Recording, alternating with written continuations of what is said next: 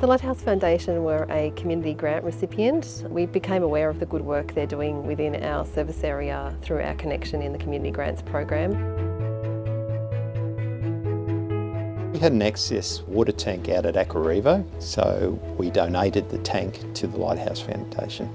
The Rainwater tank is a great initiative for these young people because it will help them have their own garden, their own vegetables. This is an independent transitional home. It is getting them ready to go back and live out in the community. The benefits of having a rainwater tank installed is being able to save water, not using potable drinking water for irrigation for gardens. It was great to be involved in a project like this. The organisation aligns very strongly with our community pillars of health and livability and affordability.